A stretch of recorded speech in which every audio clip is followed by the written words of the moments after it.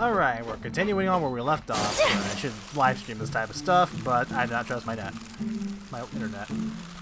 Last time when we left off, we see the Clairvy, I guess the phantom child that the Hearth is looking for. Fremene's hiding her, and now he got his two siblings involved, and now we are too. And we're gonna try and I don't think distract is the right word, but either way, I guess we're gonna keep our busy, but I do not like this plan at all, just purely because Paimon.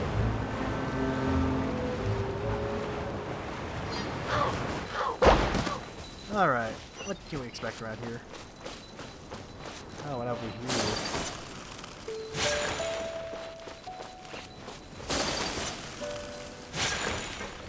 Oh, what a child? It's the knave! And child! Hey, aren't you supposed to be in Snezhnaya recuperating? What are you still doing in Fontaine? I knew I heard his voice in the fucking trailer. Oh, it's you two. I didn't expect to run into you here. He's still not 100%. I was unconscious for quite a while after the fight in the Primordial Sea. After I woke up, I realized I was being taken back to Snezhnaya, and well, I couldn't have that now, could I? Not when I've still got unfinished business here in Fontaine. So, I mustered up all my strength and made the journey back on my own.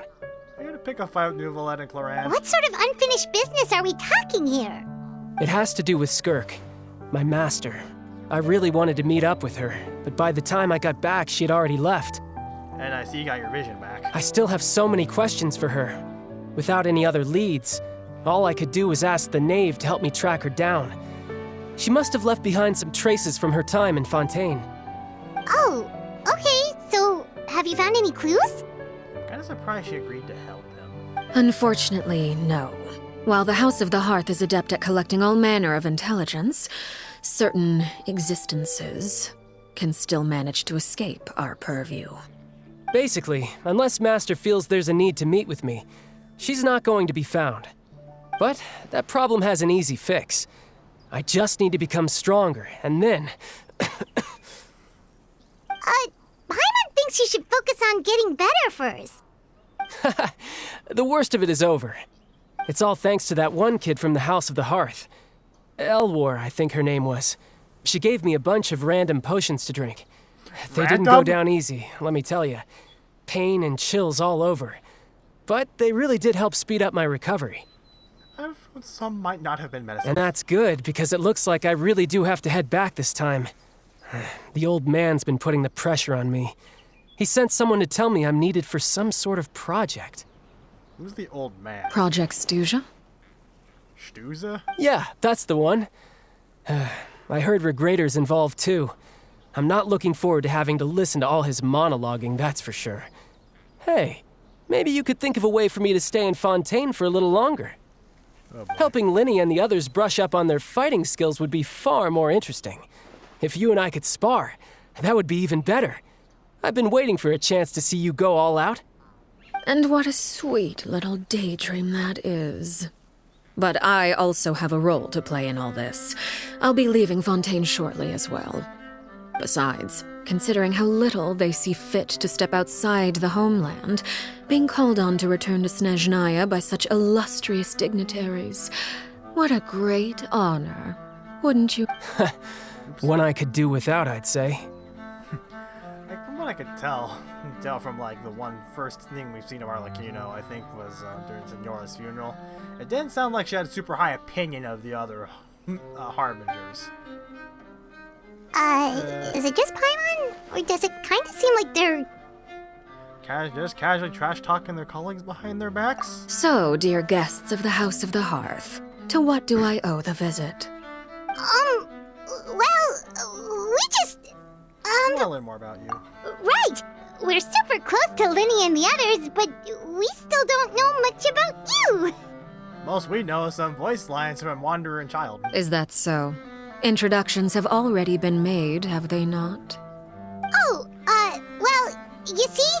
There's only so much you can learn about someone from a short introduction. at least tell us something a little extra, like, why do you call yourself father? Huh, good question. I'd also like to know. The fact that you have to ask tells me our intelligence work has been quite successful. Telling you the answer to that question would only serve to undermine that success. And we can't have that, now can we? Spoken like a true diplomat. That was some expert sidestepping right there. Well, if there's nothing else, I think I'll take my leave. I still have a small matter to resolve at home. Wait, don't go! Oh, jeez. If the knave leaves right now, she's sure will run into clinic. Blah, blah, blah, blah, blah. Lady and Clarvey. Should I release the bird Lady gave me? No, that should take. Blah, blah, blah. About the House of the Hearth, what does your organization mean to you? I'd also like to hear the answer to this. I've met some of the members of your organization, and they all seemed like really good kids. They actually reminded me of Tonya and Tusser. I don't know anything about Tonya, but Tusser at least seemed pretty normal compared to the two small children we met earlier. Which, by the way, if you ever betray them, I'm just letting you know, I won't let you off easy. And why would I betray them? Well, you've already betrayed the House of the Hearth once, haven't you? At least, that's what I heard. Oh boy. I don't like this move. Okay, I admit. That's just what the old man told me. The rooster, I mean. Oh yeah, that's what they call the fucking, the one with the fucking Pinocchio nose. They betrayed the House of the Hearth. Does that mean what Clary said was true? Does the knave really treat her children like test subjects? Wait, did you really do something bad to those kids? Never mind what I've done. I'm more curious as to what the mighty rooster had to say. Care to enlighten me? Well, nothing much. Just some stuff about you taking out many other members of the House of the Hearth, and even going so far to attack your own family. I see. Oh, based on your reaction, I'm guessing it's all a bunch of lies. I can tell that's sarcastic. Hardly. I don't appreciate his particular turns of phrase, but I suppose he didn't say anything untrue. Although, it would be more accurate to say that there is a certain level of prejudice involved, but I don't intend to clear that up just yet. Prejudice has a funny way of concealing the real truth behind certain things, an attribute that I find to be quite advantageous. Call yourself a Fontanian, for example, and people will assume all sorts of things, when the real truth is that this is simply the land where I was raised. Huh? You're not actually from Fontaine? But then why did you try to help out with the prophecy and everything? I was trying to protect the children born in Fontaine. Claiming that I myself was a Fontanian simply made it easier to operate. People would hardly suspect a fellow Fontanian of having any ulterior motives. Who wouldn't want to save their homeland after all? The primordial sea wouldn't have any effect on me, but it would have caused great harm to the House of the Hearth. Well, you wanted extra information, didn't you? There you go. I hope that satisfied your curiosity. I'm not surprised that she's being so tight-lipped about things. So much for learning anything about her betrayals. She probably only revealed that to that other secret in order to change the subject. Seemed like she's trying to avoid talking about her past. So, you stayed in Fontaine for the kids. I guess I was wrong to believe you'd betray them. Apologies. Looks like I was holding on to some prejudices myself. Good. Like I said, I like it when others have misconceptions of me. Actually, while I was recuperating at the House of the Hearth, there was something else that really caught my attention. I heard that members always resolve disputes and arguments with a friendly spar, and the loser has to back down. Seems pretty cool if you ask me. Would also give them plenty of opportunities to hone their skills. Well, that's only a recent development. In the past, such spars weren't nearly so friendly. The losing party would lose everything, including their life. They were that high stakes?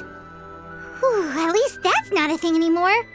Well, the current atmosphere's not half bad. I'm a bit jealous, actually. You've got so many family members around you, and you even get to live with them. Having a lot of family around means dealing with a considerable amount of bickering and scheming. Once Tonya and Tusser enter their rebellious phase, I'm sure you'll understand. Just imagine. Tusser becomes obsessed with plucking out strands from the rooster's mustache, or Tonya decides to dye her hair 42 different colors. He looks so horrified, and the first thing sounds disgusting. Okay. I get the picture. As the conversation shifts to the topic of Tonya and Tusser trying to share story after story, blah blah blah. A conversation that would usually go and have you fall asleep, but you find yourself, blah blah blah blah. Well, would you look at the time? I should probably get going. Traveler, Paimon, I'm not sure where our paths will cross next, but the next time we run into each other, we should definitely try and find some time to spar. I'm looking forward to the show when we finally reach Snezhnaya. Again, maybe this is a conversation we can have when you look less like you're gonna keel over. All right. Well, thanks for everything, Arlecchino. No thanks necessary. You also played a part in obtaining the Gnosis. I would say we can call ourselves even. As in we actually get to hear someone address her as that. I like the sound of that. Well, I'm off. See you all some other time. We should probably get going too. Do you want to head back with us?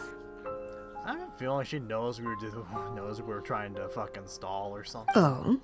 You want me to leave so soon? Oh, well, you see, Yeah, this is what I mean. Paimon is not good at fucking this type of shit. I'm rather enjoying the evening breeze. If you don't mind, I think I'll stick around for a bit. I have some things to think about. Oh. Apologies for not attending to you like a proper host. Please forgive this slight. I do hope you'll have a pleasant stay. We managed to keep her distracted until nightfall. Good thing Child was there to keep the conversation going. You don't think she suspected anything, do you? She probably did! Oh, I wonder if Liddy ran into any issues. Let's hurry back and see how everything went. Jeez. They should have left Paimon out of this. Oh? You decided to stay a little longer? Let's take in the ocean view together, then. I would, but I got a mission marker to go to.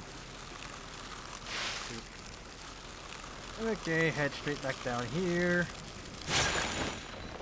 And I know in the animated thing they released, something Embers, I forgot what the thing was called. I don't know, you can see supposedly where all the shit happened. I just never took the time to look for it in game. Mostly since I'll be honest, I think I missed like at least a month worth of fucking daily primos from my fucking from the Vulcan moons I had, because I want to play so much fucking Fate Grand Order that I've been forgetting about Genshin, which is ironic. Like, I guess, I don't know if irony is the right word, but I guess it is ironic for people that knew me, because they didn't think I'd be playing FGO that much. How'd my voice turn out right? I'm kind of speaking away from the microphone. Hey, how did everything go? Well, long story short, we ran into a small issue. Clairvy can't go into the sunlight. What do you mean? Everything was fine at first. She followed me up to the surface just like I told her. Poof. But as I led her out of the shadows and into the sunlight, she vanished. I turned around and there she was, standing at the edge of the shadows, silently watching me. Okay. Huh. Maybe she's afraid of sunlight, or... No, it wouldn't be her wish if that were the case. Well, we could always try pushing her into it. Not sure pushing works on a non-corporeal being. Oh, true. I've pretty much tried it all already. Nothing worked. Eventually, the sun went down, so all I could do was bring her back here. How did it go with you, Lynette? I really get uncomfortable when they show these far shots like this. Good. I've got the list. It's right here. Really? Well, what are we waiting for? Let's take a look!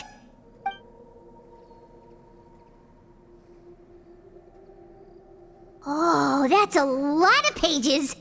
Oh, it's gonna take forever to get through it all. We can each take a section. Here. La Pouillade, L'Endroit, Chambel, Horaire. Horaire. I'm not gonna try to pronounce this shit. Oh, yikes. That Horaire guy has a huge scar on his face. He's kinda giving Paimon the creeps. Ah, I've met him before. The scar is from an injury he received during a mission. I still remember him joking with me about it. He said any future lover would take one look at him and then lose all interest. Did he say anything else? Well, I asked if there was someone he was interested in. He said no, and that's where our conversation ended. It was only later that I learned he really did have someone he liked. He risked everything to escape so he could be with her, but it didn't work.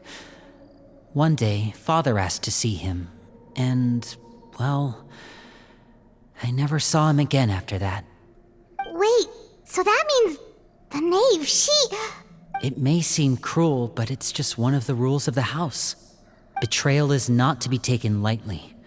We know too many secrets to come and go as we please. So, if you do try to leave, you pay with your life. Solemn atmosphere sends over the group as you look through the names. Her name's not here, huh? Well, that's not too surprising. It doesn't seem like this list is complete. It only contains records dating back around 5 years. Let's shift our attention then. Fremine, were you able to find anything out? Remini was in the house long enough to know the previous director. Fremine. Sorry. I was thinking about something. I managed to talk to quite a few people, but I couldn't help but notice that the atmosphere in the house was a little strange. Strange. Yeah, I mean, I know there have been arguments in the past, times when people haven't gotten along. Chaplot and Filial are a good example of that. Oh, those are two of the people that we met while delivering supplies.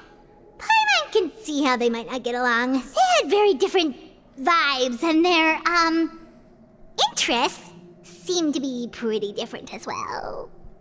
That's to be expected, actually. Father brought us all here, shared her knowledge with us, taught us how to fight. That's one thing we all share. But that's also where the similarities end. Not all of us feel the same desire to stay here.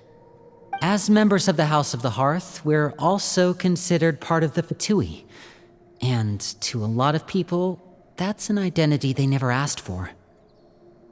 Certain members get older and realize they want something else for themselves.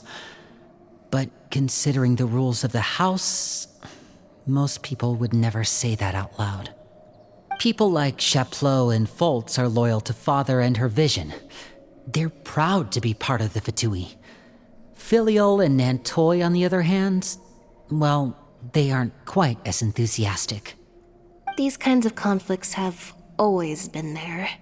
It's not like Father is in the dark about any of this. Well, that's true. But it just feels like things have gotten worse lately. Filial and the others, it seemed like they were meeting in secret to talk about something. I can't say for sure, but I think they've met Clairvy. You think she's been inciting them to act out? No, not exactly. But I wouldn't be surprised if she said something to them about the darkness in the house and how deep it runs. She's told me about it before. Experiments being run on children. People being used as pawns on the battlefield without so much as the strength to survive. And they just believed all that? Without any evidence?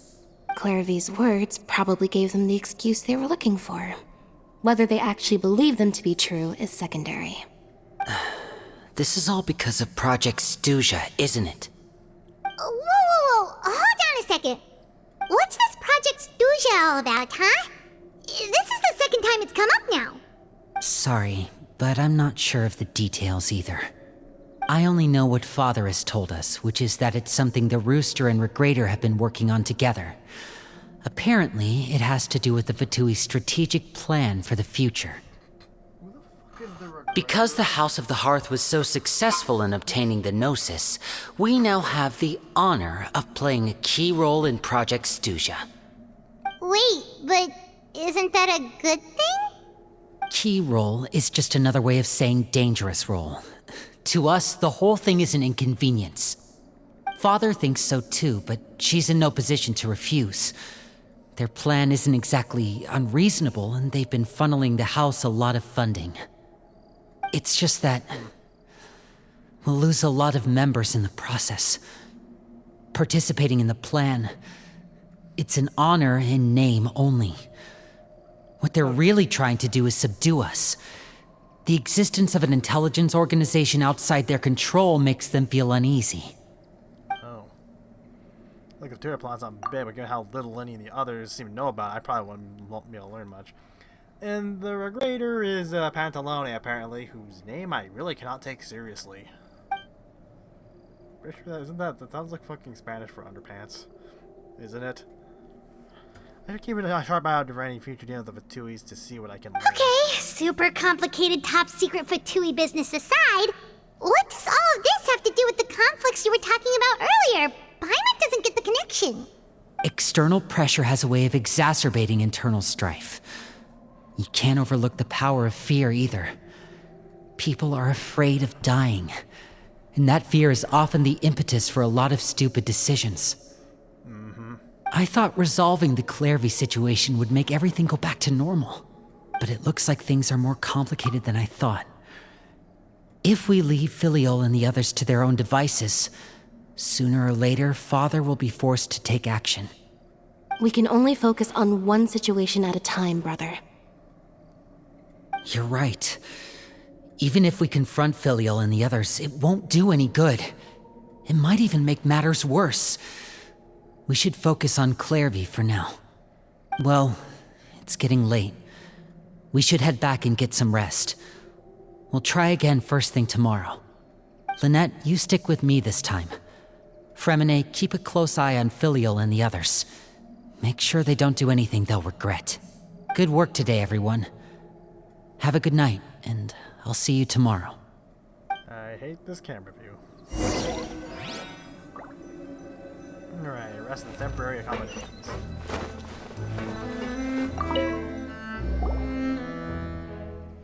Iris all sort of thoughts. Oh, I'm always looking forward to an early night, but she can't sleep at all. Hey, you don't think the knave will be too angry with Lenny and everyone if she finds out about all this, do you? She's even scary when she smiles. If she were to actually get angry... Ooh, you have to protect Paimon if that happens, okay, Traveler? You can't just buy. You can. What? No, I don't want to fucking. I don't want to shield you. Oh, well, in that case, we should just plan on running away. We'll grab Lenny and the others and we can make a break for it as fast as we can. Fucking. Look! So, what's your fuck? Look over there! What's she doing over there? Quick, let's catch up with her before anyone sees.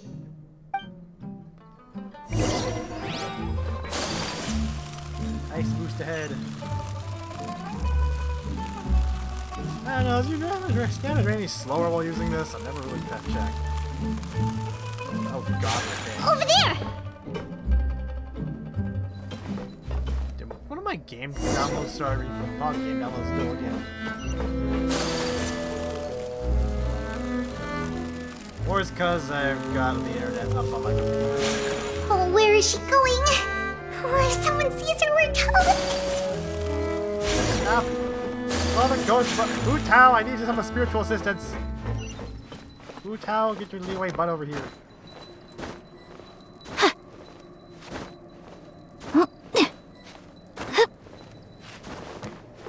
Oh, look! She stopped!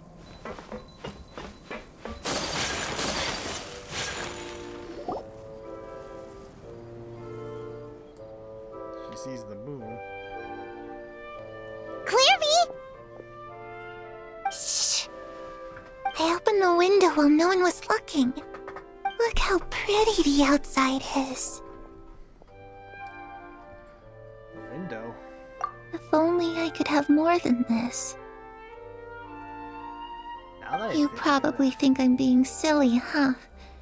All this hopeless resisting. It's better to dream of what I could have than try to make it a reality, right? Please, help us get on the same page here, Clary. We need you to tell us what you know. Can you do that? Sure. Although, after you hear all this, I think you might regret that decision. Everyone in this family is nothing more than a tool, something to be used and exploited. We're all expendable, including me. As long as you're useful, you get to stick around. Lose your value, and you're handed over to the doctor, experimented on, and given a fate worse than death. I've seen it happen again and again, and I've had enough. the doctor. You're saying the knave did all that? It's just, that doesn't seem like something she would do. She's scary and all, but it seems like even she has lines she wouldn't cross. She probably doesn't know that Arlecchino is the new knave. I knew you wouldn't believe me. Everyone thinks she's a good person. They all think of her like a real mother. I wonder if I feel like this might tip, well, the fact that she says mother, I wonder if how quickly these guys will draw the conclusion that they're not talking about the same person. Mother? But she doesn't deserve that title. She's disgraced it and tarnished it. And if I had things my way, I'd never see her again. If only Perry were here, she'd understand. Perry? There's that name again. Also, Paimon's getting a strange feeling. It almost feels like she's not really here with us. Paimon can't tell if she's actually talking to us or if she's mistaken us for someone else. From what I know from spiritual people who I've known or out of the past, they say something like, spirits don't see the same thing we do, they see what they... I think people that know watch Sixth Sense know this too, probably. And I hear it's like, say it's like you're fucking in a fucking Walmart, but several hundred years ago there was like an old farmhouse there, and someone died there. To them, that farmhouse is still there, and they're still doing the life they think they're still living. Just spiritual, it could be anything. Well, in any case, it seems like she really needs someone to talk to. We should keep her company for a little longer. She looks so young. But it seems like she's been through a lot. It's getting windy. I should close the window. Ooh, look at the moon. Isn't it pretty? Hey, wanna hear a secret? I heard that if you look up at the night sky in Snezhnaya, you can see the aurora. It's supposed to be super pretty. Even prettier than the moon tonight. I'd love to see it. Perry and I promised each other that once we're older, we're gonna go see it together. But I can't find her. I'm worried she's also been... No, that wouldn't happen to her. She's special. Mother likes her a lot. I should really go talk to Mother, but we just fought. She doesn't want to see me, and I'm too scared to face her. What should I do?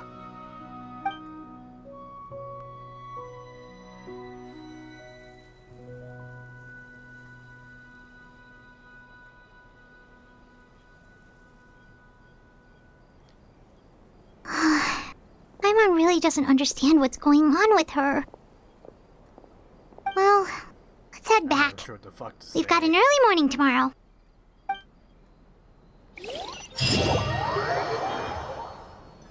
We didn't know much about her from what we saw from the fucking animated thing. But now we get to see what she's been actually thinking about that All right, time. looks like we're all here. Let's go ahead with the plan. Before we do that, I have a question. Oh? What is it?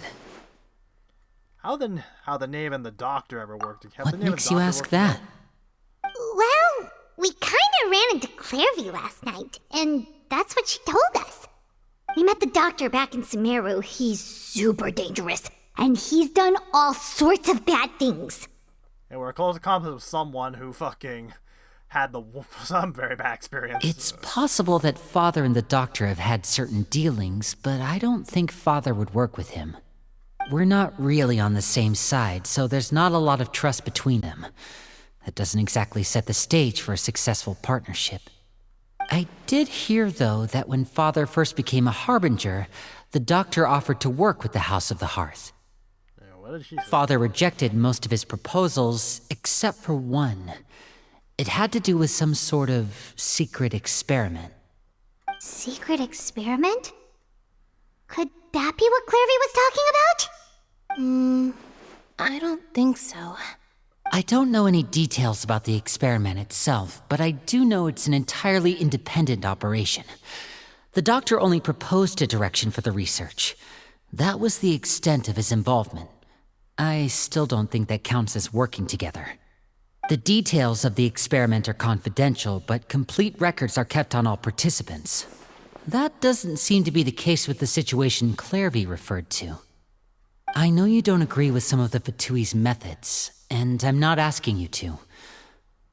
But I am asking you to trust us on this.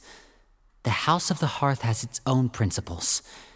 There are certain lines we're not willing to cross. Alright, that's good to hear at least. Clairvy seems to think the Knave and the Doctor worked together to do something horrible. If that turned out to be true, Paimon doesn't know how he would even face you guys. It's just that it doesn't seem like Clairvy is lying either. The easiest thing to do would be just ask the Knave directly, but Paimon doesn't think she'd tell us. Well, I'll just bring up the fact that...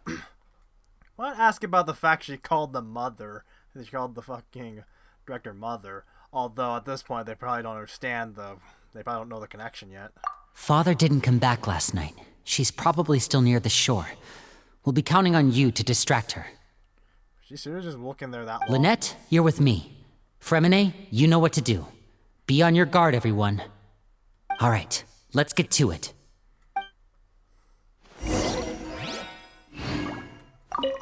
Where are we going today? Let's try somewhere further away this time.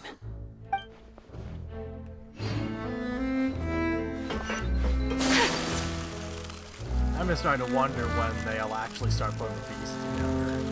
Or how they come to that conclusion. Warp out of here.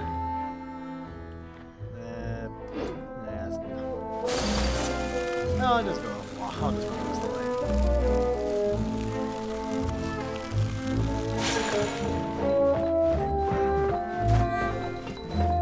I keep hearing about a possible if then Genshin has an anime, I hear like UFO, whatever the fuck the anime group's called. The guys that anime like the Fate Zero, which I'd be open to that. I haven't finished Fate Zero yet, but what I can see from it was amazing. So, seeing that type of production go into something like Genshin, fuck yeah. Yeah, I'd happily take it. Let's play! Yep, I'm that lazy. Bird. How long have you just been sitting here? Oh, that wing over there.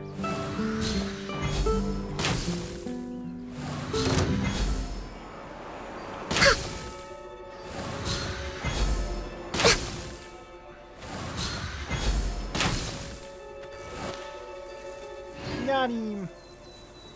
Here comes the more. 34 more off that, just a random killing. Ah, it's you two again. I must say, you look a bit pale. Did you have trouble sleeping last night? A little. Perhaps if you had less on your mind, you'd be able to absolve yourself of such troubles. I do hear people say if your mind is full, you can't actually sleep well. Well, actually, I think I heard that in Charlotte's Web, Herb's movie. If your stomach is empty and your mind is full, it's hard to sleep, the movie said. So what are you planning to do now? Catch up on some sleep? Or should I give you some time to rack your brain for a topic to discuss before I ask any questions? Although I must profess to being curious. Without Child here, how do you plan on distracting me? She knew. Us? Distract you? A good one. But no, we were just... I knew she was on to us. Looks like you could have used some extra time to think. No matter. If you don't have any other plans, why don't you accompany me somewhere? Don't worry. I'll be sure to steer clear of any scheming children. She's on to us. The ocean breeze is sure nice today. So you know everything then. Children always think they can hide things from the grown-ups. But nothing gets past me. Least of all a little scheming. I think I'll let them have at it for a little longer. I can be very patient. Well, I'll leave you to think things over. If you're so inclined, meet me outside the Palais Mermonia. Good things come to children who do as they're told. So I do hope you decide to tag along. If only for your friends' sakes. I do not like the undertone of that message. What should we do? She clearly knows about everything we've been doing, and Paimon doesn't think it'd be a stretch to say she was threatening us just now. You should release the pigeon that Lenny gave us. There's no way she Good doesn't use idea. that. Hopefully he sees it in time. Well, we should probably head to the Palais Mermonia. Paimon doesn't want to find out what happens if we don't show up. Based on what the Guess all I knave can- was saying just now, it sure didn't seem like it'd be anything good. So all I can do is take it one step at a time. Okay, then we probably shouldn't keep her waiting. It seems like Linny and the others are on thin ice, so let's do our best to not get them in any more trouble. I feel like if we're trying to pull a fast one, we'd probably pick the worst person to try and do it on. You won't say that anymore. Palais Marmonia. Pretty sure it's around here.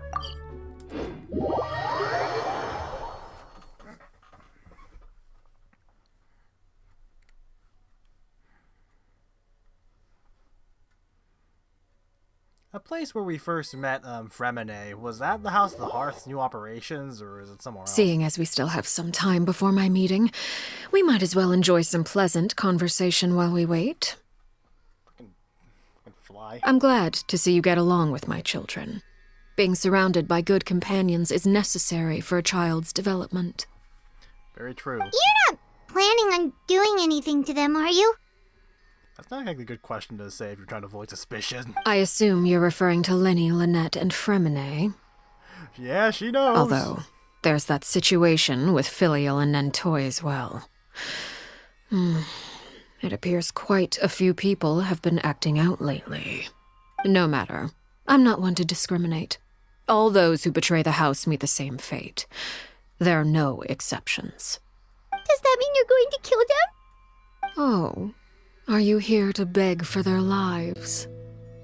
I'm sorry to disappoint, but the rules of the house change for no one. In my organization, everyone is responsible for their own actions. But don't you care about them at all? They really respect you. They even call you father. You must feel something for them. Any organization in which feelings come before principles is one destined for ruin. The House of the Hearth is hardly an exception. You could say our principles are more stringent than most. And you remember the fucking animated thing saying she'd be in a strict and unfeeling. Perhaps I can offer you this consolation at least. As our guests, you two will not be held accountable along with them. There's really no other way to solve this issue. I would imagine Linny, Lynette, and Fremine will be able to keep their lives. As for Filial, Nentoy, and the others, I'm afraid there's little I can do. They can try to escape, but once you know our secrets, there's no getting out alive. But that's awful. Ah, you seem concerned. Out of consideration for my guests, I suppose I could turn a blind eye for a little longer. If Linny and the others manage to dispose of Clairvy in the meantime, all evidence of their wrongdoing will be lost. In that case, I could hardly punish them for something I couldn't prove. If their efforts are unsuccessful, on the other hand, all will be held accountable. and the punishment will be severe. What's the deal? Of course. Oh, and here, I believe this belongs to you. Do try and keep better track of it next time. Oh my god. Of course she spotted it! It takes a considerable amount of time to train a bird like this. It would be such a pity if you were to lose it. Permanently. What the fuck is that cage? Wait, where did you get that? Well, I'm afraid that's all the time we have to chat. Now, for the matter at hand. I asked you to meet me here because I have business at the Palais Mermonia. It has nothing to do with you, but I think it would be prudent for you to stick by my side for the time being. There will always be time later to run off and tell Linny what you've learned. Well, Gosh. time to go. Looks like we wrapped things up just in time. Jeez. We're trying to outsmart one of the worst people to try to outsmart. Yep, I was right. This plan was doomed from the start. Will I have to make 3 parts of this? I hope not.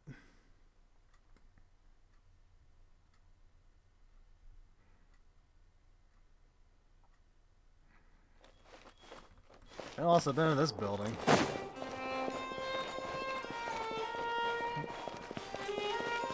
Alright, what awaits us?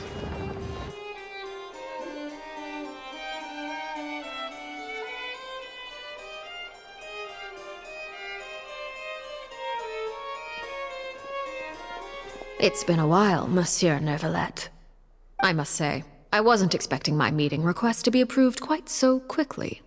The Palais Mermonia operates with an efficiency worthy of admiration. It is only right that an esteemed diplomat such as yourself should be afforded the proper level of respect. I see you again, Neuvillette. Although, if I may speak plainly, I must confess that I did not anticipate we would have the occasion to meet again after presenting you with the Gnosis. I see you've brought the Traveler and Paimon with you as well. If I may inquire as to the purpose of your visit. I'll be departing Fontaine shortly. There is, however, an outstanding matter that I would like to see resolved before I go. It requires a rather lengthy explanation, I'm afraid. So I took the liberty of explaining everything in this proposal. Please review it at your leisure, Monsieur Neuvillette. What's in this proposal?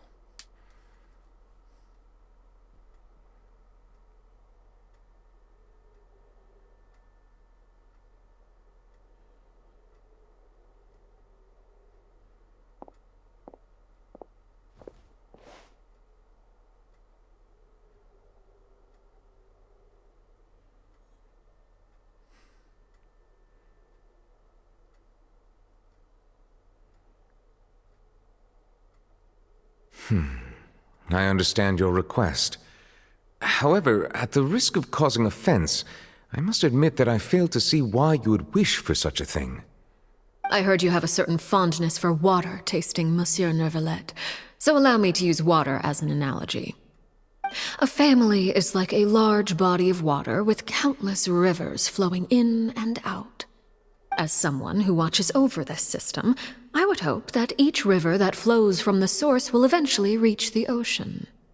Of course, objectively speaking, I know this is impossible. Most of the rivers will dry up along the way, disappearing into the ground and leaving nothing but a barren riverbed behind.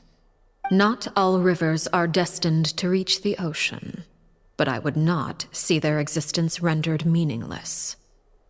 I believe the water that flows within them is simply meant for a different destination, like a field in need of irrigation. Or perhaps the glass of a certain water-tasting enthusiast. Did you get any of that, Traveler? Kind of. Your words paint an optimistic picture indeed. Allow me to remind you, however, few among us are willing to sip from a glass filled with tainted water. It may have been tainted at one point in time, but not to worry. I'll make sure it's strained of all impurities and returned to its cleanest form. I seem to recall there being a transactional aspect to your proposal. Perhaps you could expound on that? If you accept my proposal, Monsieur Neuvillette, I will gradually withdraw my forces from Fontaine.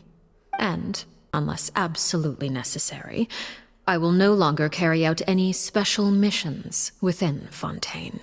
I presume I can take your words to mean that, in the future, cases similar to the Tartuffe assassination will cease to cross my desk? Tartuffe? Tartuffe? Ah, that thief who embezzled funds from all those charities, you mean? My deepest condolences to his family, but without any evidence, I cannot imagine how the House of the Hearth might have been involved in his passing. Of course, if you accept my proposal, Monsieur Neuvillette, I'm sure certain measures could be taken to reduce the frequency of such troubles. You choose your words carefully indeed. In that case, I am inclined to accept your proposal. My thanks for your generosity, Monsieur Neuvillette. Well, with that settled, we should be going now. I took the liberty of bringing along 2 bottles of spring water from Snezhnaya for you to enjoy. I do hope I get the chance to hear your impressions. Perhaps at our next meeting, yes? Indeed. I trust you would not overlook your commitment in the meantime. All right, Traveler Paimon. Time to go.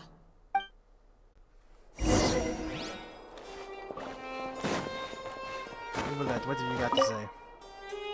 I believe I've told you before that my emotions easily resonate with those of others. Yet in the few meetings I've had with that Harbinger, I haven't been able to sense any aspect of her emotional state. Her mind is like a still body of water. Who knows what darkness lies in its depths, and the lack of ripples on the surface gives nothing away. It's unclear whether this is her natural state of being, or whether it's an incredible strength of will that gives her the ability to master her emotions. Either scenario, however, suggests she is a very dangerous individual. I do not expect an explanation as to why you two are by her side. Whatever your reasoning, I would only advise you to take caution. Advice received. Whether or not we can, all that advice is a question. And there's probably a good chance we're going to have a boss fight, because I know based on the trailers, so I'm going to switch to who I feel like I do better with my usual team. Come on, deploy. Loud! What fucker? There we go. I play some PC more, but I find it easier to record stuff on my consoles. I just hope when I cross over to next-gen stuff, it won't be as hard to set shit up. Some kinks have to work out.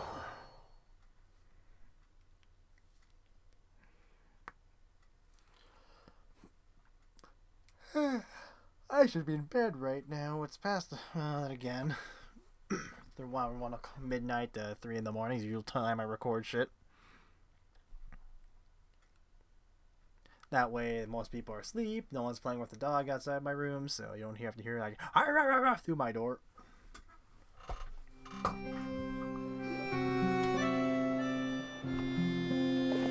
So, what exactly were you talking about back there? Paimon only heard you mention some rivers, a large body of water, and then some kind of irrigation scheme. You really want to know? I would imagine there might be more pressing concerns at the moment. Winnie, Paimon really hopes everything's going okay.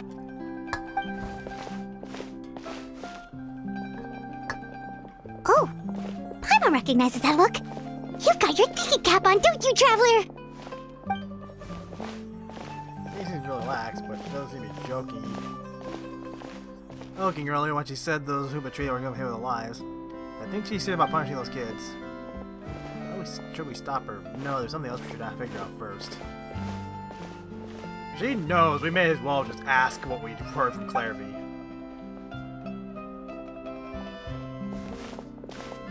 While we were talking in front of the Palio Memorial, she mentioned Clairvy's name. Does that mean she knew where Clairvy was the entire time? Maybe she anticipated how Livy and the others were going to act.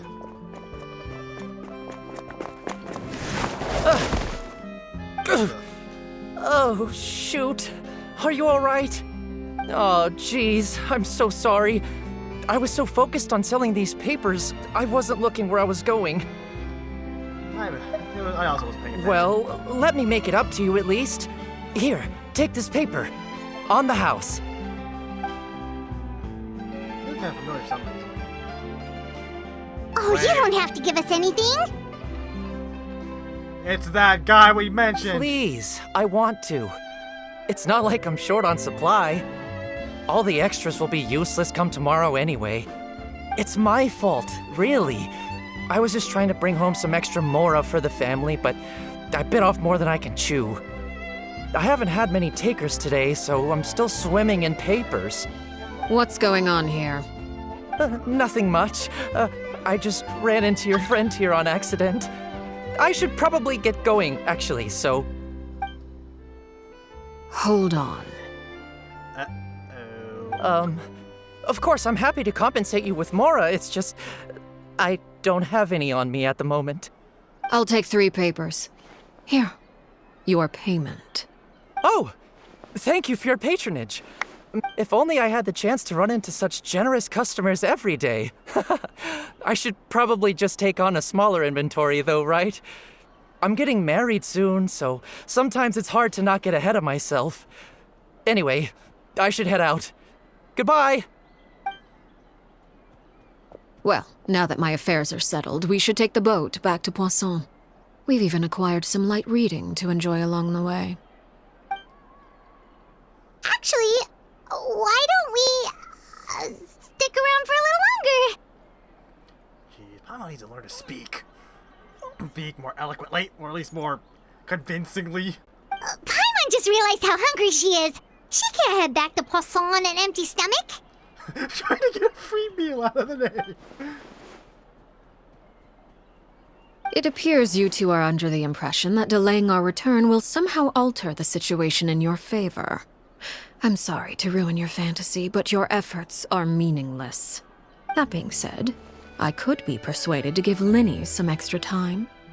I just have one condition. If you agree to my request, I'll even answer some of your questions. You're quite curious about Claire V, are you not? And my relationship to her. Wait, why are you being so generous all of a sudden? You're not gonna ask us to do something bad, are you? You overestimate yourself. You don't have the talent for bad things. Then what can you possibly... The most important consideration in a negotiation is that both sides receive something they want. Demands and threats only get you so far. Your condition, let's Wonderful. Here it is. When the time comes, make the choice that you deem most appropriate in the situation, and lend your help to the House of the Hearth. Okay, sounds normal enough. But what do you mean, when the time comes? When is that supposed to be? That is for you to decide. accept Then your we have a condition. deal. Follow me.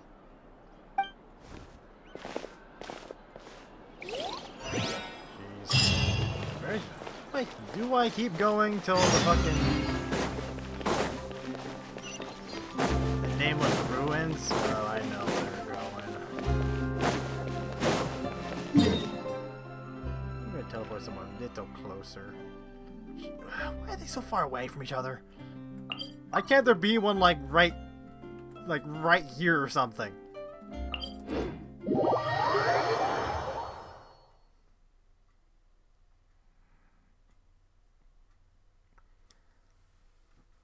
Excuse me. Alright. The Fontanian Wilderness. Something I don't really go through all that much anymore. I can't do this. This what not sleeping much does to you. These thingies over here. Smash this.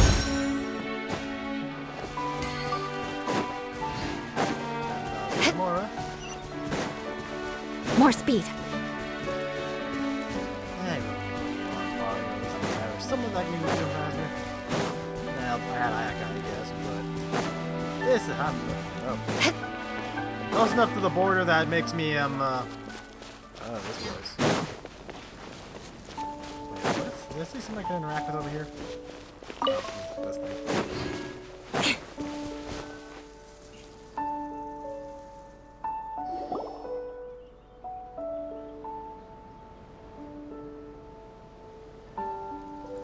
What is this place? Somewhere long forgotten by everyone. It used to be a grand building, Now it's nothing more than a pile of rubble. No one comes here anymore, nor does anyone care about what once happened here. Although, this place does have something to do with the story I'm about to tell you. It was before I became a Harbinger, and before Linny and the others joined the House of the Hearth. Due to certain events, I first killed Clairvy and then her mother. And this is where it all happened. You were the one that killed Clairvy? Why? Patience now. Allow me to explain Clairvy's side of the story first. I'll start from the beginning. Clairvy was 6 years old when she was brought by her mother, Crucibina, to live in the House of the Hearth. From the outside, it seemed like a fairy tale. A thriving family made up of kind adults and friendly children. She does look like the biological child of her. Crucibina was the knave at that time, and the House of the Hearth was under her control. She was Clairvy's mother by blood, but she was also the mother to all the children in the house. Clairvy was happy here, for a time. But she quickly realized that being part of this family wasn't a fairy tale at all. It was a kind of purgatory. Purgatory? Exactly. The House of the Hearth takes in war orphans from all over Tevat. But as for how to raise them, that depends entirely on the person in charge. Crucibina came up with a novel idea. She would teach the children to fight, force them to duel each other, and then crown as the king of the house the child who proved themselves most worthy of inheriting her title. It's difficult to estimate the number of children who died or were maimed in the process. There's little I can say about the ones who died. The ones that emerged with permanent injuries, on the other hand, well, they still served a purpose. They would be handed over to the doctor to be experimented on, or sent away on dangerous missions.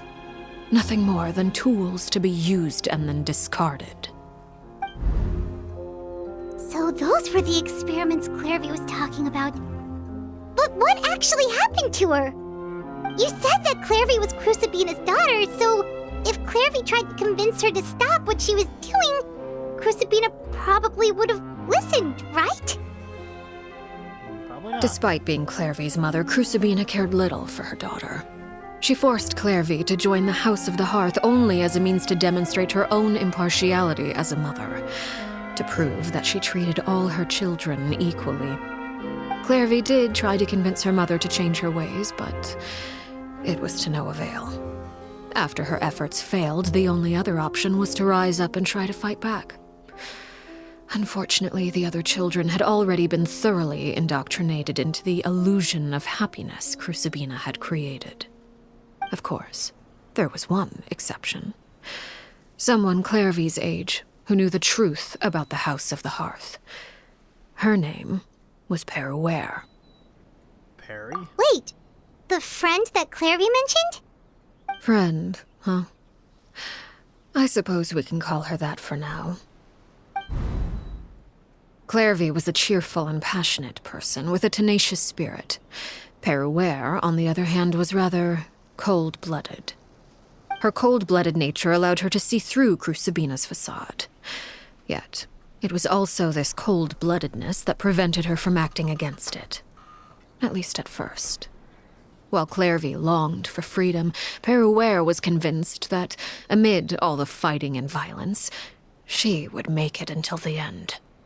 Despite their differences, the two became fast friends, united by their knowledge of the truth. Clairvy told Peruere that she hoped to create a real family, where no one would be killed or sacrificed. There may have been a certain naivete to her ideas, but Clairvy proved her determination many times over. She tried countless times to run away, ask for help, or expose the truth. But her efforts only earned her beating after beating. The only thing that kept her going was her strength of will. Even with her body racked with pain, she would still stand on her tiptoes and open the window at night. She and Peruere would look out at the moon together. a fierce longing for freedom shining in her eyes. But one day that light simply vanished. She lost hope. What happened? I like this one. Her hopelessness resulted from a culmination of things. 10 years had passed. 10 years worth of failure after failure. She and Peruere weren't children anymore, but finding any chance to escape still seemed as hopeless as ever. It was during this time that Peruere suggested a new plan. If escaping was out of the question, why not take down the very person sitting on top of this throne of lies? Mother herself. Clairvy rejected that proposal. She claimed that, as a famous harbinger, Crucibina possessed an unimaginable amount of power. Trying to kill her would have an incredibly low chance of success. Clairvy never gave another reason, but Peruere could see it written all over her face. Clairvy still thought of Crucibina as her mother. Killing her own flesh and blood was a line she couldn't bring herself to cross. If she couldn't escape and fight back, then only one option remained. Death. Precisely. Death was the only way that she felt she could be free. It happened during a duel. When she arrived at the dueling ring that day, her partner turned out to be none other than Peruere, the very person that had stood by her side all those years. It was a fierce battle. But ultimately, Clairvy decided to let Peruere end her life. From that moment on, Peruere's journey was one written in flames. When the rain finally came and washed it all away, there she stood, the sole victor in Mother's endless game of slaughter. A trail of corpses strewn across her path to success. It was the very result she had predicted 10 years prior. Even then, she believed she would make it until the end. She wasn't surprised by the fact that she emerged as Mother's undisputed heir. Rather, her success left her with an inexplicable sense of restlessness. She was unsettled, and there was only one thing that could quell that sensation. Perhaps you two would like to take a guess as to what it was? Killing the person at the very top. Crucibina, you mean? Correct. This is the place where Peruere killed her best friend. A mere year later, this is also the place where she fought tooth and nail to kill the mother they shared. The moment she acted, any conception of what was right or wrong ceased to matter. It's one of the principles of the house. Only those who survive get to write the rules. Peruere won the battle, and became a harbinger herself. After which Her Majesty, the Tsaritsa, bestowed upon her a new name. Arlecchino. So the Perry Clairvy was talking about... It was you all along. You're Peruere. Arlecchino is just a name you got later. This was your story just as much as Claire's. I left that name behind long ago. I must say, hearing it now does bring back memories. After I defeated Crucibina, the moniker of Mother died with her. I chose to forego the title she called herself, and even chose to give up my own name. I rebuilt the House of the Hearth under a new identity. Not only as Arlecchino, but as father. And that is where the story ends. Any more questions? The Clairvy we met, though. Who is she exactly? Yeah. Based on what you just told us, Clairvy wasn't a little kid when she was killed. So the Clairvy we met... Was she really a spirit at all? I suppose you could call her an illusion born of flame. Her existence is like ashes to a fire. Something left over in the wake of blaze and ruin. You see, a certain power runs through my veins. It's not unlike a curse. My flames leave behind shadows of anything they consume. Of course, the chances of those shadows morphing into a sentient entity are exceedingly slim. Clairvy is a very special case.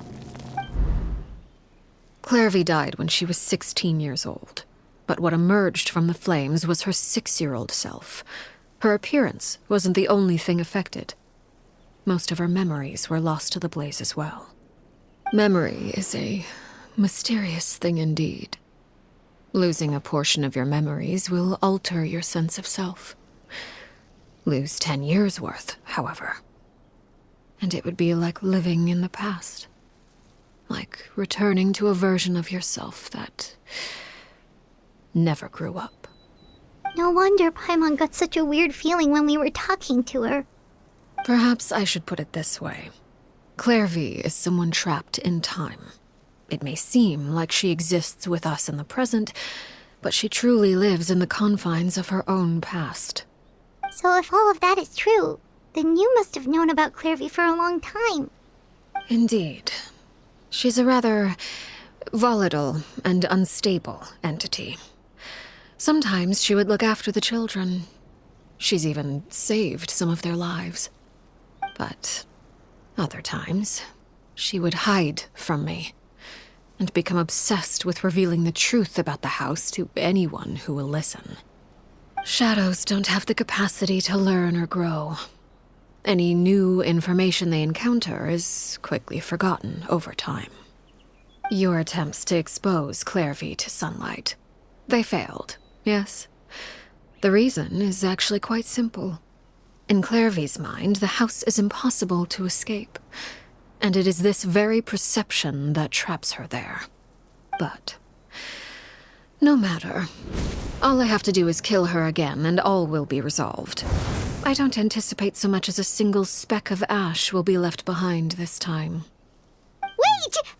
Paimon can understand why you might want her gone, but isn't there another way? So what if she's trapped in her 6-year-old self? She's still your friend! At least talk to her first! It's too late for that. She broke the rules, and now she must be punished. That goes for Filial and Nentoy as well.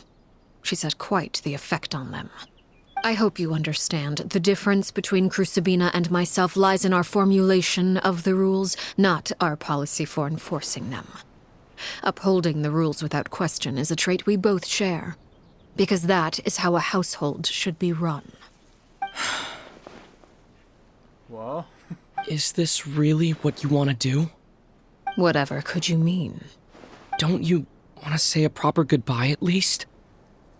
The fact we actually get to hear him talk, or fucking proud of his voice. Whether as a killer or as a father, there are two things that must be avoided at all costs: anger and sorrow. Anger makes you impulsive. Sorrow causes you to waver.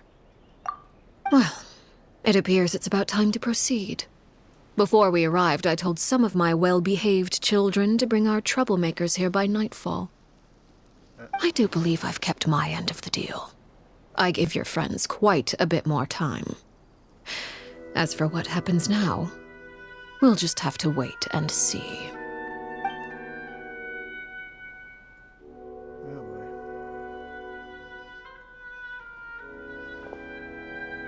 Here they are, Father. Oh boy. Okay, this video's going on long enough. This is perfect place for me to. This would be a perfect cliffhanger. Yeah. Fuck it, I'll just run this through. However long it takes, I'll upload it. Ah, you gonna execute him? Seeing something like that would actually be a first for me. What the fuck? Lenny! I'm sorry. I heard about how you helped buy us more time, but I still failed. I couldn't find a way to fulfill her wish. Huh? Are you... Perry? Indeed, it's been a while, Clairvy. Perry! Shh, stay right there. I'm sorry to postpone our reunion, but first I believe certain scores need settling. Oh, dear me.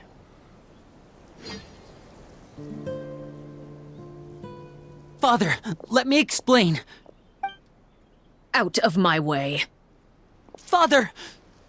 You chose to conceal a threat to the house, and for that, you must be punished. Overall, however, I suppose your wrongdoing is hardly the most egregious of the bunch, so I'll deal with your punishments later. As for right now, the more pressing concerns are the traitors among us. By traitors? Do you mean us? Father, let me explain. We didn't mean to... Fultz, why don't you share what you heard? Yes, Father. Secret Midnight Meeting number 3. Participants, Filial, Nantoi, Sato, Toddy. Nantoi clearly said, if only Father wasn't the one who took us in. Sato added, I'm sick of this life. I just want to live as a normal person. Filial was the worst of them all. She called us crazies and said a bunch of mean things about Father. I did not! You're lying! It's not like I'm the only one who heard those things. After that, you and Toddy and a bunch of other people started talking about Clairvy. You were using all those things Clairvy brought up as an excuse to question Father. We're birds locked in a cage. The only way out is to destroy it. That's what you said, wasn't it? You little. You just want me gone, don't you? What did I ever do to you, huh? And you, Sheplo, have you forgotten who stood by your sickbed, watched over you, and changed your dressings? Come on, let's hear it then. What's your reason for all this?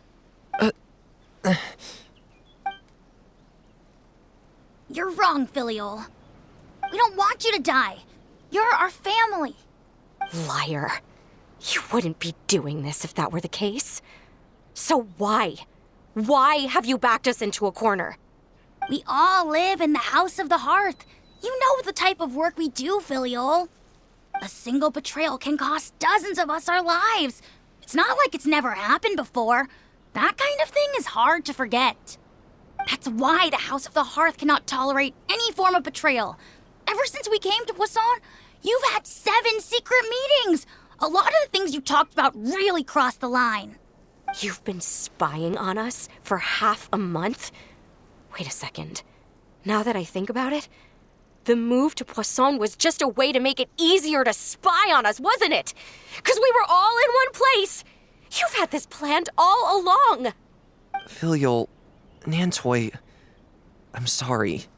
I owe you both my life. I owe Clairvy too. If it weren't for all your help after I got poisoned, I wouldn't be standing here today. If this were any other situation, I would do anything to repay that kindness, even if it cost me my life. But rules are rules. I'm sorry. My hands are tied. Why? Why? That's enough, Filial. We made a mistake, and we should own up to it. We broke the rules, plain and simple. And now we have to face the consequences. I'm sorry, Sheplo. Fultz. I'm sorry, Father. We accept our punishment. Chapleau, according to the rules of the House of the Hearth, how should these traitors be punished? All those who betray the house pay with their lives. And so it shall be.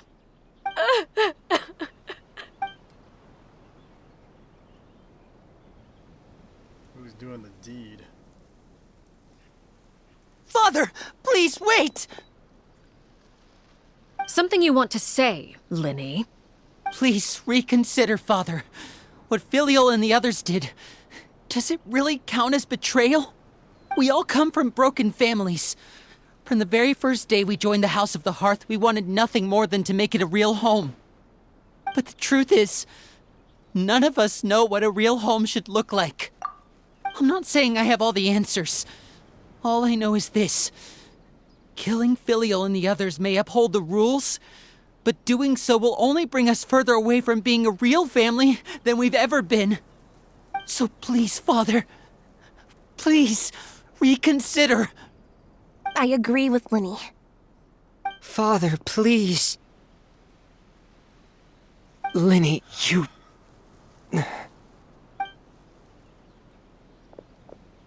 I also agree with Linny. Oh boy. An order once given cannot be rescinded. However, given the extent of your determination, I suppose we shall have to go about this a different way. Draw your weapons and face me. Our weapons? Father, are you referring to a duel? Precisely. The rules of the house will not be altered. Traitors must be punished. However, resolving disputes with a duel is also one of our rules, one that also applies to me. Demonstrate a sufficient showing of strength, and I shall offer a concession. Wait. Beat Father in a duel? Impossible. Father is way too strong, even for Lenny. This is really fucking getting to me.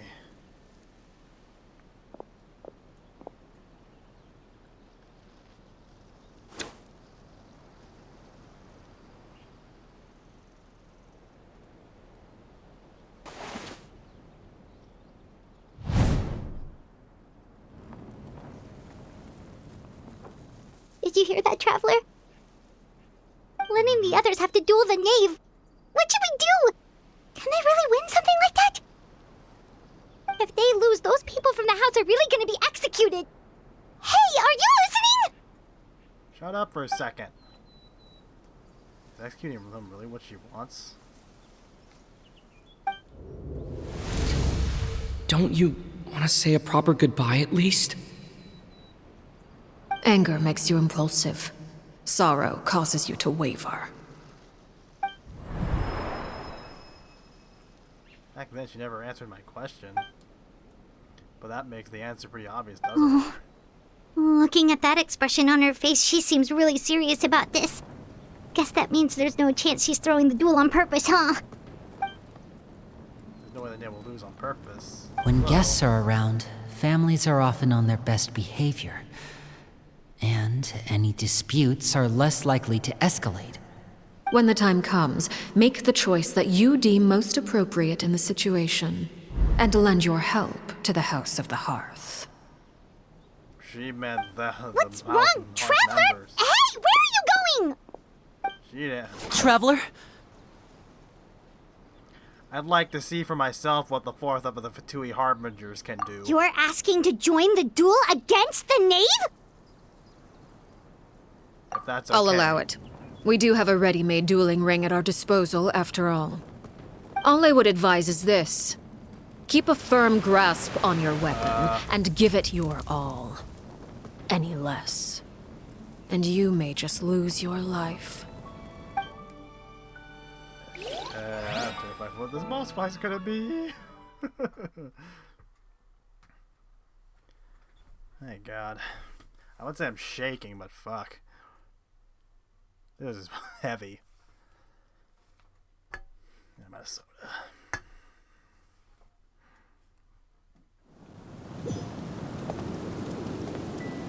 Alright, here we go. This music. Shudder! I'm barely doing anything. Oh! Crush! Watch out for Father's movements!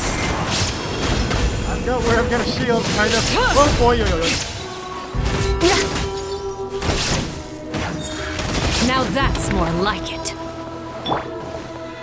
Closer now. Yikes. Don't be scared, hang in there. Really difficult charge fast. More speed. Is it my turn now? Now you shall perish. Ha! The shadow of my jaw. With the fall of Try to darkness, pace yourself. destruction shall rise. Oh god. Have a taste of purgatory. Oh, I just went back. Stars, shine for me. Breaking news! Shudder! And voila!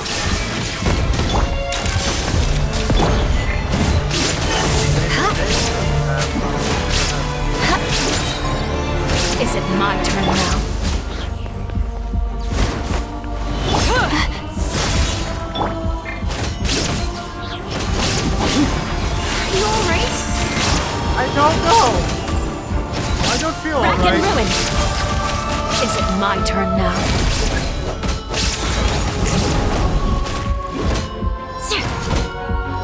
We're bond. Like a fly tangled in a web.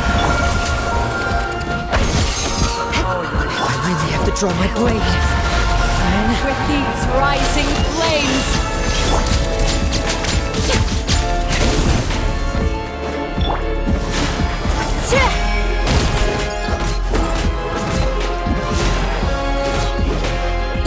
Illusion shattered! Watch out for Father's movements!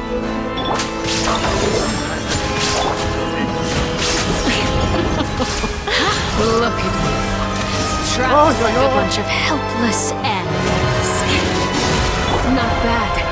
You've proven to be a worthy opponent after all.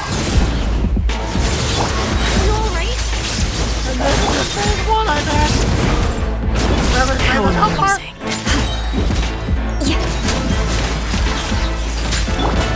Breaking news! Vengeance will be mine! If I really have to draw my blade, then try. Spare your energy. Running is of little use.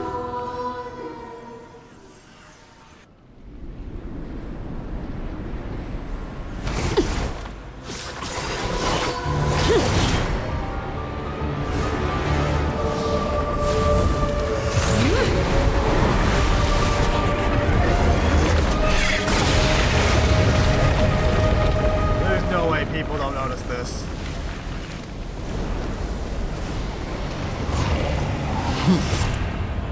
Cinder of two worlds. So I couldn't read the last part, it was so fast.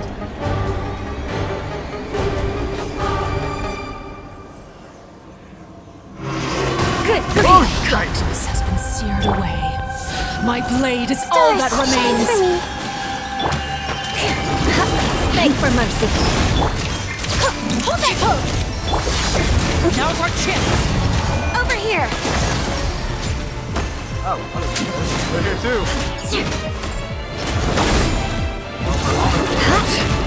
Crush! Smile! Truth bomb! Shine down! Watch out for Father's movements! Look out! Inazuma shines eternal! I also noticed they're using her real name now on the very bottom. Oh, Jesus Christ. I went into that one. Now's our chance! Over here!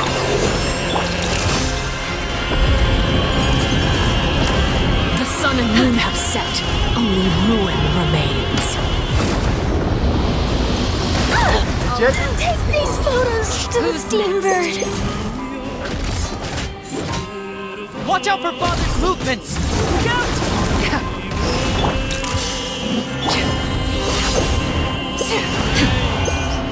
Illusion shattered! Doms? Shudder!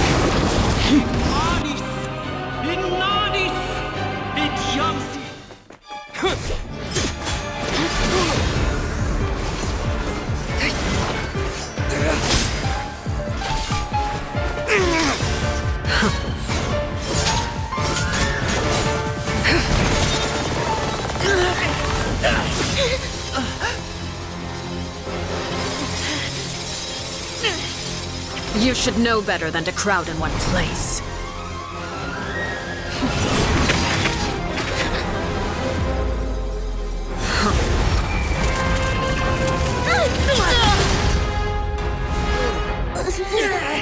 Oh, I know.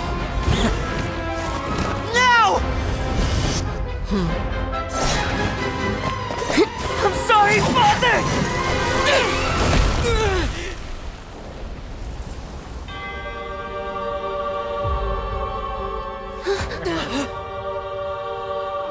Sorry for what? This pitiful excuse for an attack.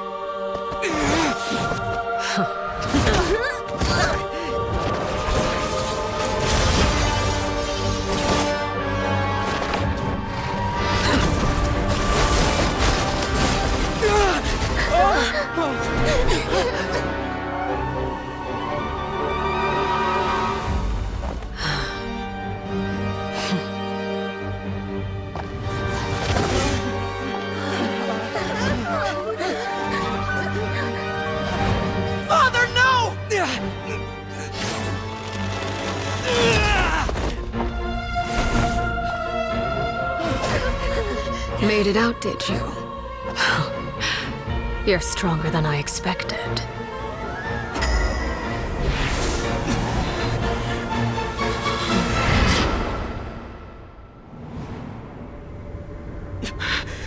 A crimson moon? I can't move.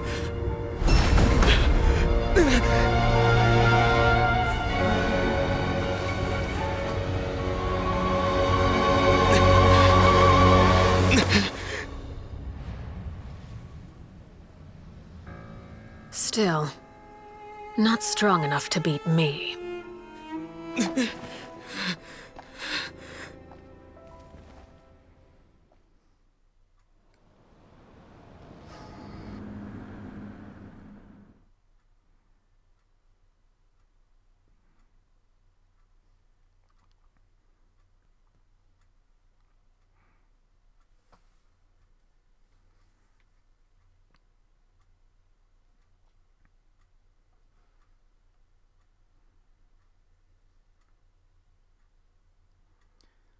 What's happening now?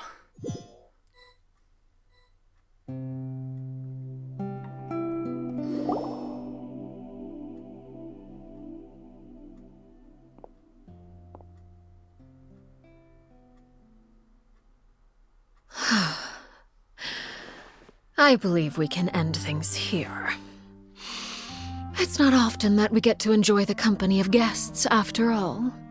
We wouldn't want things to get too out of hand. Brother, are you all right? Lenny! Given that I am the victor of this duel, as agreed, the punishment stands. No! I never thought things would end like this. However, everyone involved in the duel demonstrated a remarkable level of strength and determination. In light of this, I'm prepared to change the method of execution. Elwar, the bottled flames I gave you for safekeeping. Do you still have them? Yes? I wasn't sure what they were for, but I've kept them super safe. I didn't lose a single one. Wonderful. Then, in just a moment, I'll have you administer them. Bottled flames? Indeed. They're the product of a secret experiment. Under certain special circumstances, flames can be extracted from my person and preserved. Once ingested, searing pain will spread across every inch of your body. No harm will come to you physically, but your memories will be burned away. If you can withstand the pain. When you awake, you'll have forgotten everything you know about the House of the Hearth, and will be expelled from the organization. In other words, administering this concoction will kill the version of you that grew up in the house, and give you a new identity. Oh.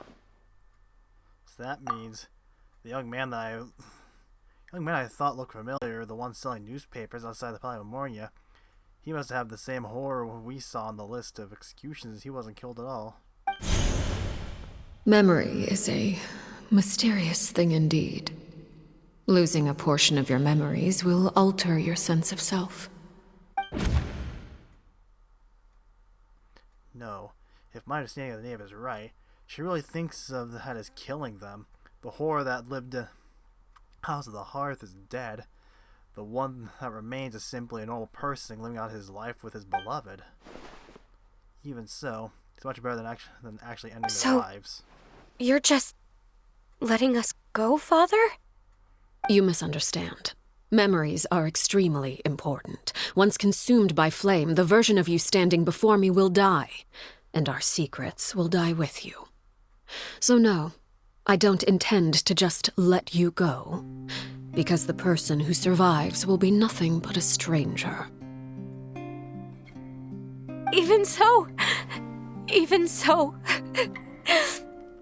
I won't have to live in fear anymore. I'm sorry, Father. I'm sorry I let you down. But I really... Don't cry, Filial. You haven't left the house yet, so there are still rules to be followed, yes?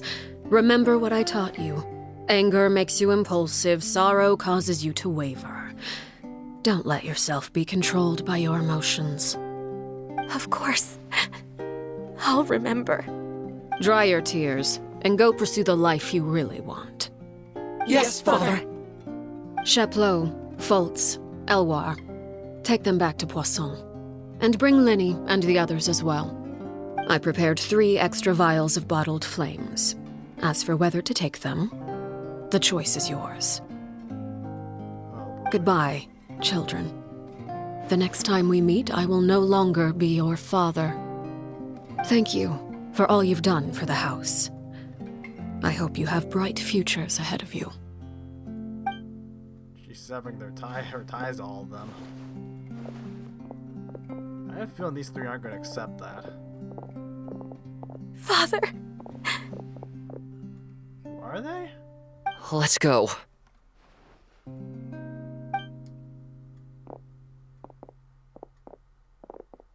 Here, grab my arm, Lenny. I'll help you walk back. Thank you.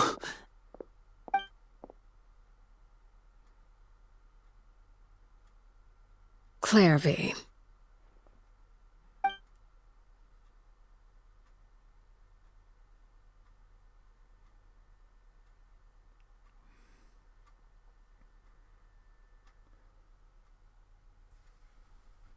Can we talk now? I've been waiting for a super long time. You really are Perry, aren't you? I haven't seen you in so long. How come you're all grown up? Wait, did I somehow travel to the future on accident? Or am I dreaming? What a long dream. Neither. You died, Clairvy. That's what happened. Straight to the point. You could have at least sugarcoated it a little. Look, she's done speechless. If this really is Clairvy's younger self, then I would say she's probably had enough lies. Oh. Okay then. Huh? That's it? You accepted it just like that? Yep. If that's what Perry says happened, then I believe her. Perry wouldn't lie to me. Plus, I don't really need to know why I'm like this. I'm more curious about what happens in the future. If you're a harbinger now, Perry, that means Mother is gone, isn't she? Can you tell me about it? I want to know what happened to her. And to me. You never stopped trying to defy fate. At first, no one believed you. You could only vent your frustrations to the moon. In fact, you often sought comfort in the night sky. You wanted to see the aurora, so one night we promised each other we would go to Snezhnaya to see it together. Later on, you tried to run away, but you were brought back each time.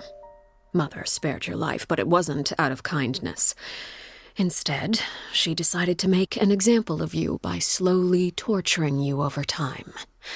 That way, the other children would know what happens to traitors. Still, you never gave up. Mother hoped that through ruthless duel after ruthless duel, she would be able to crown an ultimate victor among the children she raised. But you called on everyone to unite, to fight to a draw in order to reduce casualties. Your efforts may have only delayed the inevitable, but still. You gave them hope. You tried everything you could think of, but every attempt ended in failure. Still, you never turned your sword on Crucibina, and you never turned it on me. On that gloomy day, you told me, "For the last 16 years of my life, I've done everything I can to fight for freedom.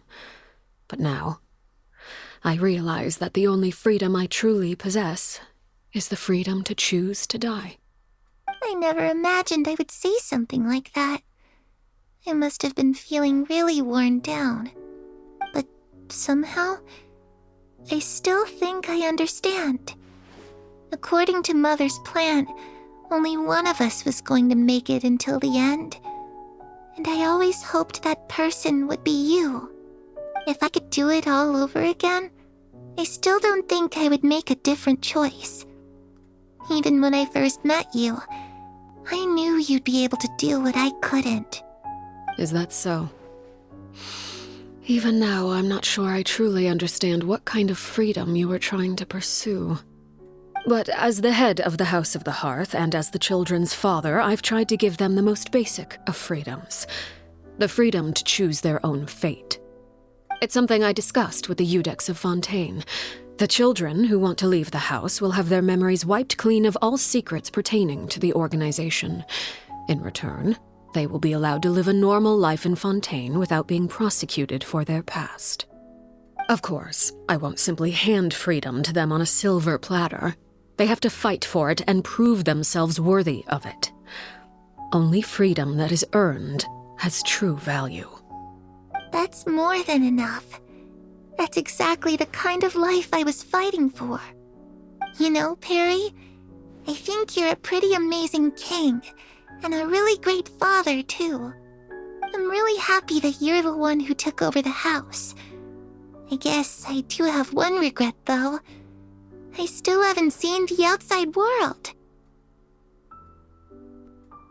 Well, it just so happens that our dear guests over here have been to many nations and traveled to countless places. Perhaps they would be willing to tell you what the outside world is like. Really? Of course! We've traveled all over the place. We've got so many stories, we could probably talk your ears off for 3 days straight! Talk about the Animal Archon Nation of You know, I used to dream of being a bard. Playing the lute while singing into the winds of freedom. Even if there was no one there to listen, I would have continued to sing no matter what. Ah, that's where Mora comes from. I never knew that before. If I had some Mora, I would buy 3 new dresses. One for me, one for Perry, and one for Mother. I can't imagine. It's just too bad Perry doesn't like wearing dresses. And Mother, well, she probably wouldn't accept something like that either. I guess I'd just have to keep them all for me then. I could wear a different one every day. Those yokai you mentioned, what do they look like? I once saw a drawing of this one guy with horns on his head and a super scary face. Are there any yokai like that? Oh, Sure. sounds like you're talking about an Oni. Yep, we've met one, and let Paimon tell you, they're not nearly as scary as they look. I'd hate to see what happens if Ito were to meet fucking Arlecchino. I was always too afraid to skip Mother's fighting lessons. But at the academia, I bet you could do all sorts of secret things in class. Things that have nothing to do with studying. I'm just kidding. Being able to study whatever you want without having to fear for your life actually sounds pretty great.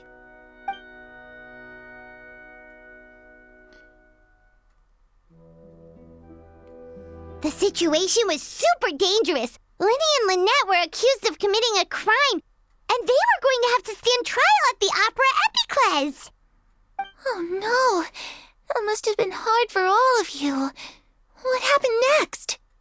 Don't worry, we were able to turn the situation around super quickly. Oh my God, Thanks to stupid glass. Detective Paimon, of course. How'd you do I that? was there too. Come on, tell me. Okay, so it was like this. After the failed magic show, we rushed to the scene and... Maybe he's listening intently to Paimon's story about our time in Fontaine. She's really happy, like all her troubles have been forgotten. Maybe this is the first time she's ever been able to truly relax. I'm not sure how long this Shadows don't have the capacity to learn or grow. Any new information they encounter is quickly forgotten over time. Time passed, she'll forget about everything we told her and go back to being that scared little girl who could only hide in the shadows. I was so busy thinking I almost didn't notice the sun has risen.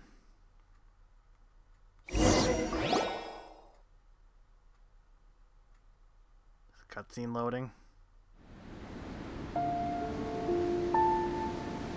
Yes, it is. Clairvy, you've worked tirelessly from the shadows to overthrow the House of the Hearth. Now, by my authority as the Knave, I shall announce how this matter ends. You are hereby expelled from the House of the Hearth. You are no longer tied to this place, nor are you bound by its rules. You're saying that I can finally leave? I get to experience the outside world as well? Oh, I almost forgot. There's no getting older for me. Still, seeing who you grew up to be makes me really happy, Parallel. Take care of yourself. Goodbye. May we meet again someday.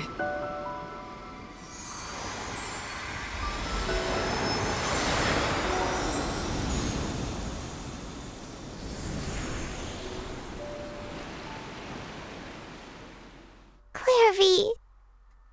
She left so soon. Paimon didn't even get to finish her story. I also have certain sentiments left unsaid. I wanted to tell her that the aurora I saw in Snezhnaya was just as beautiful as the ones in the pictures. But a shadow's memories reset at dawn. Had we delayed any longer, we wouldn't have had the time to say goodbye. Whatever regrets may linger, let them be lost to the coming of a new day. Father? It's Linny! Hey, Linny!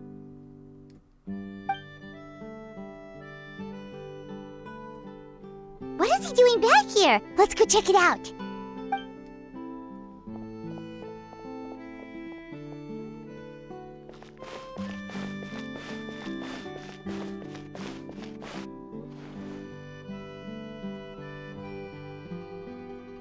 Father, the bottled flames have been administered. Filio and the others have left the house. And you? What have you decided? Thank you for giving us that choice, Father. But we never wanted to leave the house. It's the only home we've ever known. Lynette and Fremine feel the same way. They're recuperating back at the Hotel Bouffe d'été.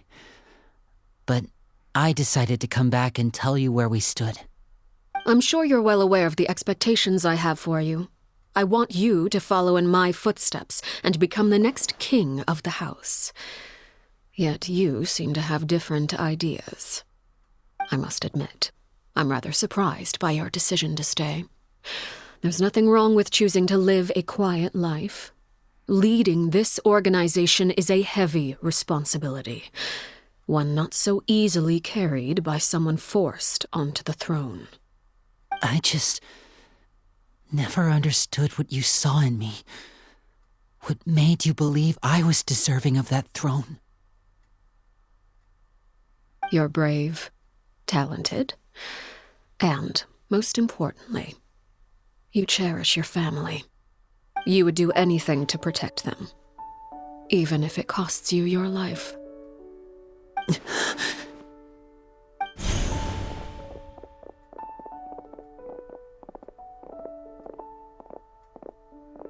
Speaking up back there was so brave of you, Linny.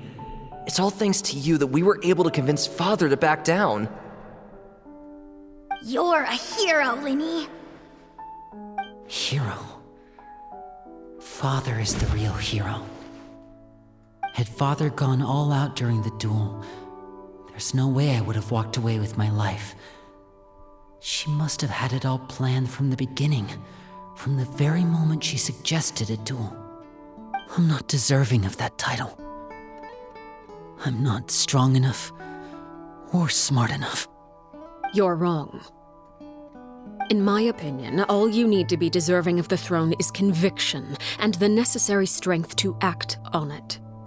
We may have different ideas of what it means to be a family, but you can hardly be said to lack conviction. What you truly lack is strength. For someone of your talent, though, that's something that will come with time. Even without that strength, you still chose to face me in a duel, even though the odds were stacked against you. That capacity to honor your convictions is what I truly see in you. Father. No one knows what the future holds, what tragedy or triumph may be in store. Being at the head of this organization requires the strength of will to face whatever comes. Caution will only hold you back. If reaching a certain standard were required to go after what you want, I would never have succeeded in killing my predecessor. Back then, there was still a considerable gap between our abilities. Strength may decide the ultimate victor, but those who let a lack of strength dictate their decisions or undermine their convictions will never be worthy of the throne. I understand, Father. Thank you. Children must grow up to surpass their parents. Only then can a family continue to flourish. The road ahead is not an easy one, so I'll ask you one last time. Are you certain you want to stay? You've done so much for me, Father, and that kindness must be repaid. Plus, with Project Stuja at hand, there are many dangers ahead, and I, for one, don't intend to back down. Protecting my family at all costs. That's my conviction. Then you're welcome to stay. As for Project Stuja, you need not be too concerned. If those cowardly businessmen and heartless dignitaries try to take us down, I'm prepared to teach them a lesson. Having members who longed for the light was our organization's last weakness. With those members no longer among our ranks, the House of the Hearth is like a spider hiding in the shadows. We need only wait for our prey to come to us. At present, our imperative is to use their plan to our advantage. In doing so, a crimson moon shall rise amid the frigid blizzards of winter.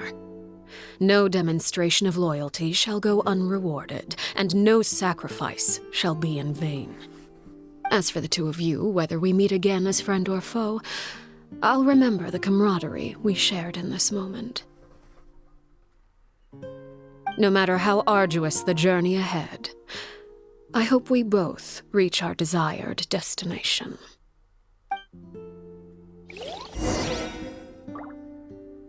Wait until 2 days later. Fuck. I really do not have proper words to describe. I'm not really eloquent describing things, so I'm not even trying to bother to eloquently describe it. Jeez. I have like I always expect fucking great things from the storytelling and from the Hoyo or Hoyoverse, as you call it these days, and they always blow my expectations out of the water. I think the only letdown I'd say would probably be Farina's, maybe. Even though I don't think it was bad, but it was just. But when there's a bunch, there's bound to be a stinker among them. Didn't